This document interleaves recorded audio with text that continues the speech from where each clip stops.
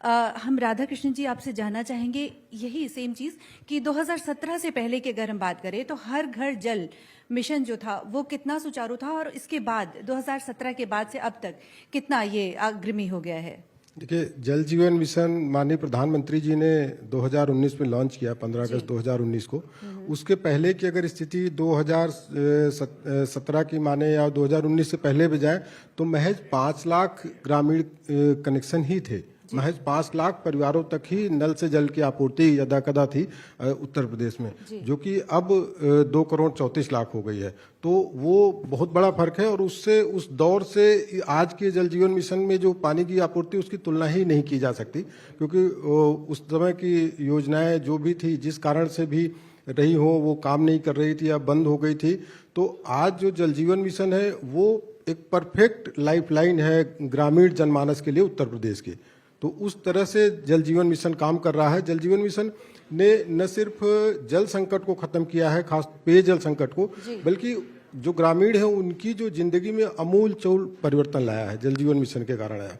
जिस तरह से पानी मिलने से एक तो स्वच्छ पेयजल मिल रहा है, जिससे जो जल जनित बीमारियां थी, आप अभी स्वास्थ्य विभाग का आंकड़ा देखेंगे तो आपको साल दर साल पता चलेगा, जहां पे 44,000 लोग बीमार होते थे पिछले 2019 से पहले, आज महज 7,000 वो बीमारियों का आंकड़ा आ गया है 2024 में। तो एक बहुत बड़ा फर्क है। जो डेथ केस है वो डेथ केस जहां पे थे उससे आज मुश्किल से 1 पॉइंट डेथ केस रह गए हैं कि जिसमें जो डेथ केस आ रहे हैं जल जनित बीमारियों से।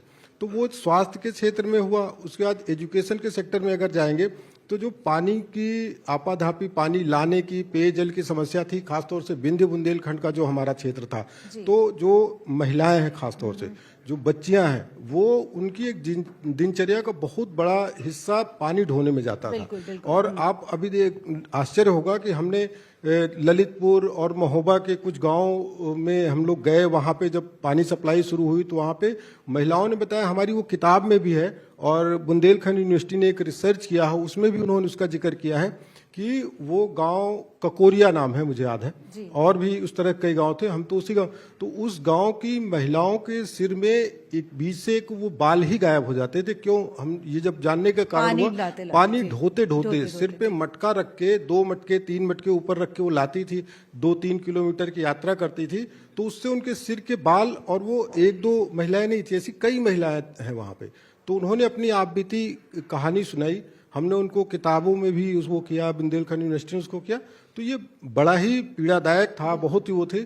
तो आप सोचिए जल जीवन मिशन का महत्व उनको कितना समझ में आया होगा, किस तरह से उनको पेयजल की जरूरत थी जो आज पूरी हो रही है।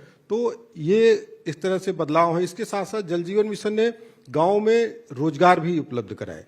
हम आज 7,56,000 लोग ऐसे हैं गांव ग्रामीण क्षेत्रों में, हर गांव से 13 लोगों को ट्रेनिंग दे करके उनको तैयार किया गया स्वरोजगार के लिए। और जल जीवन मिशन से ही जोड़ के fitter, plumber, electrician, pump operator, ये जैसे 13 लोगों को हमने वहां पे उनको ट्रेनिंग दी और ट्रेनिंग के साथ ही सरकार ने उनको रोजगार से भी जोड़ा। कई लोगों को जल जीवन मिशन जोड़ा, जो जल जीवन मिशन में कंपनियां काम कर रही हैं, एजेंसियां काम कर रही हैं, उनके साथ वो काम कर रहे हैं। तो एक बड़ी संख्या में रोजगार भी उपलब्ध कराया गया। तो ये